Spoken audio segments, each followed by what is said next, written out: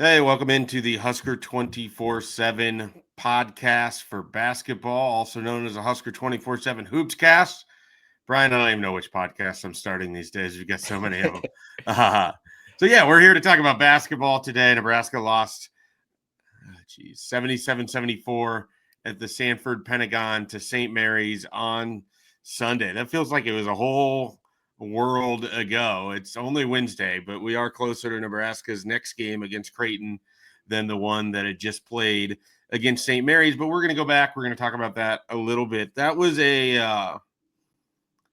an interesting game, Brian, because I went in not feeling much in terms of positivity that Nebraska was going to be able to perform well.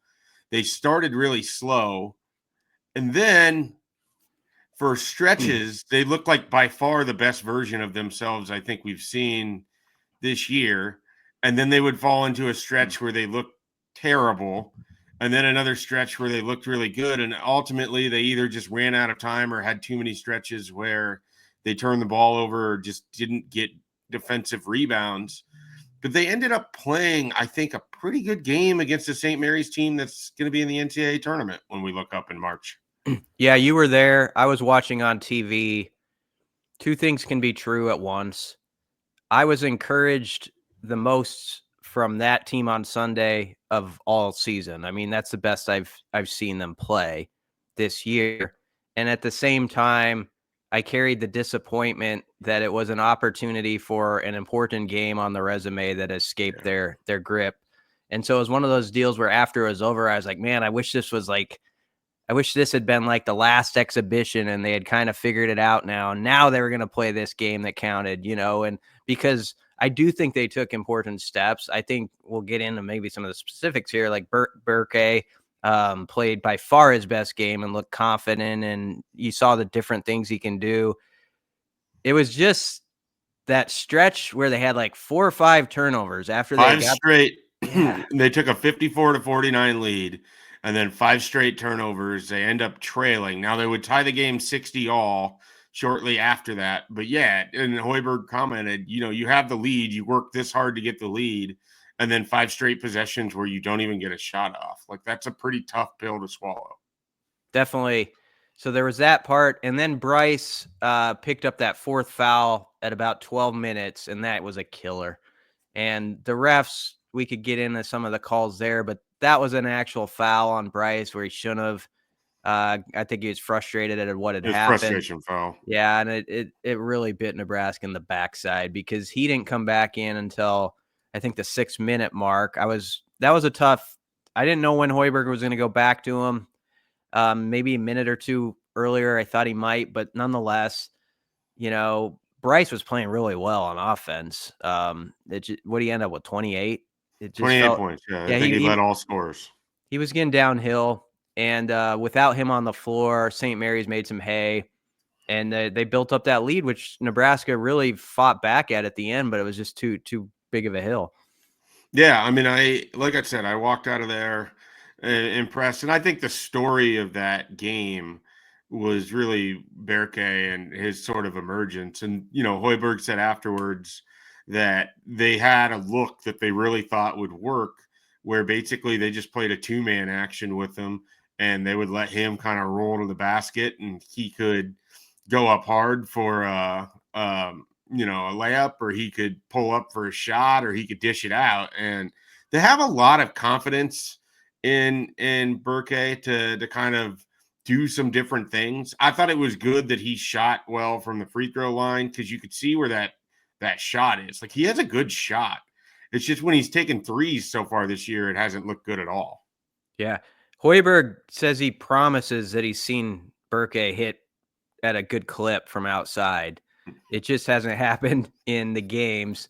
He says, I mean, really that's for the whole team right now. They feel like they can shoot it much better, or they have, when the doors are closed, and they have when everybody's looking. So that's going to be something that changes in a hurry. I think there was a play too where Nebraska had grabbed the lead. They're up 4 or 5, and Asijan got a really good look, and he didn't hit it. It's one of those where, like, and I know that venue gets really loud, and it would have been an explosion, and you wonder how St. Mary's deals with that. if you up at 3 more points, and it sort of feels like you're rolling then. So they just had these moments where they couldn't quite take advantage of the situation. And I mean, I guess the thing is, it's a good training ground for what's ahead on Friday night, which we'll get into with Creighton. But again, it's just one of those, like, man, you had this chance to beat a team who I think could be a 5 or 6 seed when it's all said and done. They're a really good team. They got length, and they're going to be a problem for everybody they play. So it's not in any way an embarrassing loss. It's just a tough one because it could have been yours. Yeah, and it was sort of interesting after the game. Randy Bennett, the coach for St. Mary's, I think they felt like they were going to win that game, but the way the game flow went was totally opposite of what they expected. And normally they're the kind of team that punishes on the rebounds and make people work for baskets down low. And I wouldn't say that they were shook, but I think they were surprised that Nebraska had as much success on the glass. I mean, he kind of made the comment like, we don't get rebounded or out rebounded. And he was pretty complimentary of the way Nebraska can kind of throw size at teams early in a game. I mean, you think about it, your smallest player on the court with the starting 5 is Raleigh Wooster. So, if they go with Mia and everything else. So it's just kind of interesting. Like, that's a veteran coach, and he left pretty complimentary of Nebraska to a degree as well. I mean, the one thing he did say is something we all know. Nebraska's defense, which is high on effort and closes out and can really make things difficult for you. But as he said, he just preached over and over and over, make the simple pass, make the extra pass, find that matchup. They hunted and found, when they could get 1 versus a 5 or an open look for Mikey Lewis, or, Barrett was the other one that I think hit a couple shots for him. They did a nice job, and they hadn't been super successful from the outside earlier this year, but they found open looks early in that game and they hit them. And then they found him again a little bit late, and Mikey Lewis was a huge part of that. Yeah, Nebraska had 15 turnovers. It led to 21 points. And Fred has said he wants to have a 2.5 to 1 difference on assist to turnovers. Like, that's the land they have to live in to be successful this year. So they've got a lot of work to do on that part of it, because they have been sloppy with the ball really throughout the season. And as you mentioned, Nebraska out rebounds them 34-31. And Nebraska had won 27 straight games where they out rebounded. Basically, you win the boards, you win the game. So it was an upset in that regard, that they couldn't correlate that stat with a victory. Well, and I think that upset just stems from, of the 31 rebounds, 17 of them were on the offensive side. I mean, so that, I don't know what it was in total of second chance points, but you just allowed, so it works in 2 factors. I mean, we always think about the points, but in a game in which you lose by 1 possession, think of how much time comes off of the clock by them being able to reset an offense over and over and over and over. And that's just less opportunity for Nebraska to go down the court and try to do their own thing. So it was, I mean, even though Nebraska lost or won the rebounding battle, I mean, St. Mary's basically won the war, given the sense that those offensive rebounds kind of wore out Nebraska and led to more points. And so there was a stretch there early in the game. Either it felt like St. Mary's made it, or they grabbed the offensive rebound, got the second look, and it just felt like Nebraska couldn't get stops early. And then they started getting stops and trading baskets. And like I said, there was that stretch late in the first half where it was the best I think Nebraska's looked, all year. And if they can channel that and figure that out, they've got a really interesting team. The tough thing, because, we do so much football analysis, you have to separate football and basketball. Like, this is a marathon season. Right. You can't really get caught up with what the team looks like on November 20th, because it's going to be a different looking team on February 20th. And if you're any kind of fortunate, that version in February 20 is when you're playing your best basketball and you haven't left yourself too big of a hole to cover. I mean, last year's team had some games. I know they were undefeated against competition for a ways into the season, but they had a couple games where I wasn't too sure about what that outfit was going to be come February or March. And use Josiah Alec as an example of a player who completely changed how he was and what he meant to the team by February, March, from November, December. He was working on it, but he was a guy who was very, and I'm saying this as a compliment to what he became, but he was kind of klutzy and all over the place. And then it came together, and he was just a sort of a force with what he could do. So you're hoping with this team, you're going to get that with Berke. Connor Esijan kind of comes into his own as that shooter. Gavin Griffiths is the guy I honestly hear the most about behind the scenes, who lights it up in practices a lot. So if he can get going like that, there is potential there. And I think, like you said, you saw it sort of in that middle window. We call it the middle 8 in football, but I guess you'd say like the middle 20 of this game where there was a great closeout to the first half. I, from my television set, could feel the energy in the gym, like when they got the last stop before the half, and then they transferred that into the second half. And that was the part where it did flip for me. It's like, okay, I like what I'm seeing now, because we texted back and forth during the first 3 games. And I think we're a lot of Husker fans watching it. Like, I don't know, like, you just see some things that just seemed out of sync. So that part was encouraging, that you saw what could be on display against a good team. Yeah, absolutely. And, the difficult thing now, you got to turn around and you play the best team that you'll see in the entire non-conference, a team in Creighton that can beat you in a variety of ways, a team that has an all-conference defensive player of the year multi-time in Kalkbrenner, and then also has some guys that can shoot it too. But it's sort of interesting. You talk to people around that program or familiar with that program, and it's the same kind of thing where it's like, well, if it's an off night shooting, it's going to be anybody's game, and Nebraska's size is going to be a problem for Creighton and this and that. And so we'll see how that plays out. But do you have any kind of early thoughts on Friday's matchup? I assume you'll be over there in Omaha. Definitely. Hoiberg today stressed, Wednesday is when he spoke to the media. This is when we're shooting this. Transition defense is everything. He said they got to get back. Even Kalkbrenner, they feed really well on the run. Of course, he had that 49-point game to get things started. And this will play out over the course of time. I'm not saying he's going to be there at the end, but right now, a couple weeks into the season, he's got as good a case as like the National Player of the Year as anybody as far as numbers. So that's who you're going against, a 7-1 guy who's, I think, added to his outside game too. He doesn't shoot it a lot from there, but he's 3 of 4 or something from deep. Obviously Ashworth can hit it, and they usually have 5 on the floor who can hit from deep. In fact, Hoiberg named like one guy on the roster they'd maybe be fine with shooting, and everybody else, it's like it's a problem. So they're as I wrote, they're a team where you got to squeeze a stress ball against, but you better get back on defense first. So I think that's going to be the key. They're going to have to throw a lot of different guys at Kalkbrenner. Mia's going to have to play good, but Andrew Morgan's going to get in there. Berke is going to get a shot at him. The guards are going to have to come down, and they're going to have to kind of create chaos and I think get their hands up when he's trying to kick it out, all that stuff. Yeah, and I think they're going to have to get performances from Sam Hoiberg that he hasn't shown quite yet this year. We haven't seen the best of a guy who's a pretty good defensive stopper for Nebraska a year ago, and could occasionally, when his number was called, could hit the 3. And so far, his shots have been a little bit off. He gets into the paint, but he's small.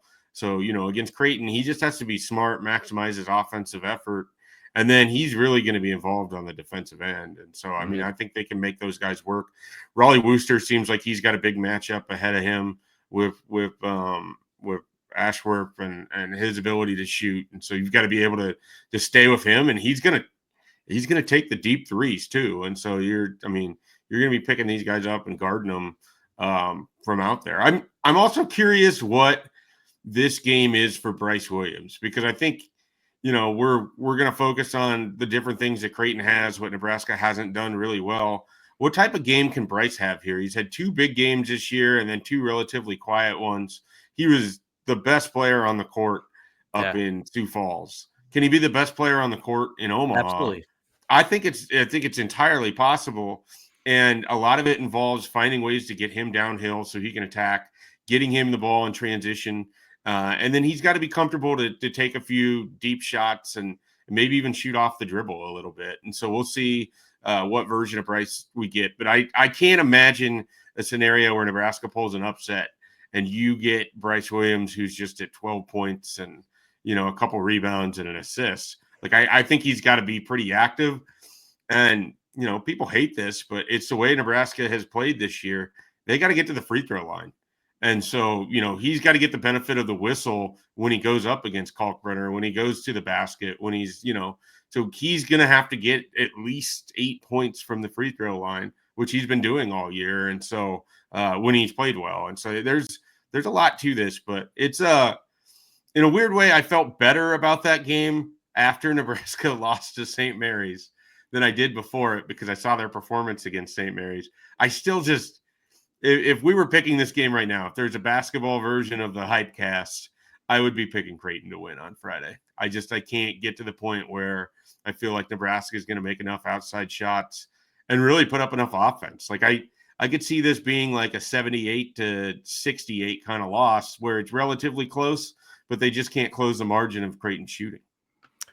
Yeah, CU's going to have to be cold, I think, but Creighton's averaging 88 points per game, 52% from the floor, so they're very efficient. So it is a tough challenge. I do think Brice is going to show up big. Like, if you look at his body of work, like even just before he came to Nebraska at Charlotte, he had that tear, like when they're in the CBI, and people didn't make a thing of it. But it's like, well, I don't know. It's postseason basketball. And then last year, you think of last 3 games of the year. Yeah, it was really good, and he was like always equaled at anybody else on the other side. And so, yeah, his 3 games were a little disjointed. His first 3 games were disjointed this year, maybe, but he's a money player. And Sunday was a money game, and he came up and he showed, like, yeah, I'm that guy. I think he'll do that again Friday. And then, of course, Juwan Gary. I think Juwan, as Nebraska was kind of figuring it out, biffing it around a little bit the first 3 games, Juwan was sort of that anchor at times when they needed it. And he's going to have to be that Friday night, just that veteran sage guy who just, makes some of those junkyard dog plays sort of, and is a force on all over the stat sheet. So that's going to be key if Nebraska's going to win it. I think it'll be a close game. I would probably pick CU as well. They've got a good operation going there right now, and Nebraska's trying to find themselves as a team. We'll see if they can find the shots on Friday suddenly. Yeah. All right. Well, let's transition to everyone's favorite game, and we'll see how Brian does. I have the player this week. I get to pick some clues. And Brian, we're going to go back to just kind of the early 2000s. Let's see, 2005, 2006 roster. Believe this individual only played 1 year at Nebraska. Let me see if I can pull up his stats entirely. But 1 year, he would have been on the 2005, 2006 team. Do you have any guesses so far? I kind of covered these teams. Give me. Okay, would you rather the jersey number? Yeah. Okay, the jersey number, he was 0. Okay. Was it Marcus Walker? It was not Marcus Walker. Was he on that team? I think he was, yeah, because I had Marcus Perry and Marcus Walker on those teams. It's not Marcus Perry then. This individual played 2 seasons at a MAC school before transferring to Garden City, where he had a monster year in the Jayhawk Conference, leading to Nebraska and a whole host of schools like Ohio State, Auburn, and others to offer him. He chooses to go to Nebraska.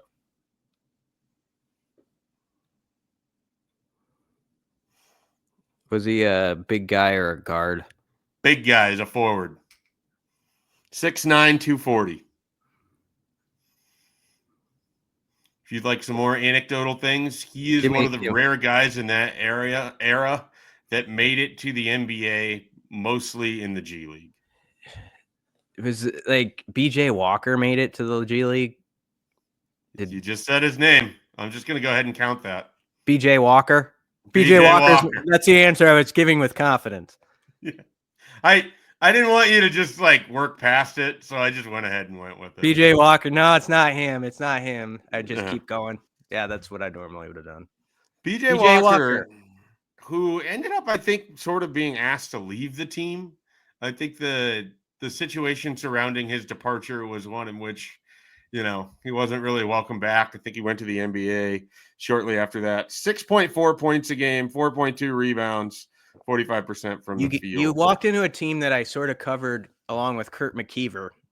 I was the backup hoops writer at the Journal-Star, so that helped me a little bit because I remember like Jamel White being from Brooklyn. Scott Spinelli loved him. I think Jamel White was a year later. Was his freshman there? Well, you might be right. Maybe his freshman. One of those teams around there, Jamel White, and I remember Spinelli was in love with him as a player. Like he's a New York player, all that. Spinelli was like that. But how'd that team do? What was their record? They finished. This was 05-06? That was the Joe McRae year. Oh. So they played reasonably well. Did McRae hit the shot against OU? McRae hit the shot against OU. Their season ended, I believe, in the Big 10 or Big 12 tournament to Missouri that at one point lost 64-63. So his best game, BJ Walker's best game, was a 84-74 win over Marquette that I remember. I had friends over to watch that game. It was on the regional Spox Sports Network. It was like one of 4 games that was going to be televised that year that weren't like Big 12 games. Yeah. And so that was a big deal. And Nebraska ends up winning that one 84-74. BJ Walker, 15 points, 8 rebounds. The thing about those teams, because I did cover a few of the Collier years, and some of them were very forgettable. And from a distance, you're like, whatever.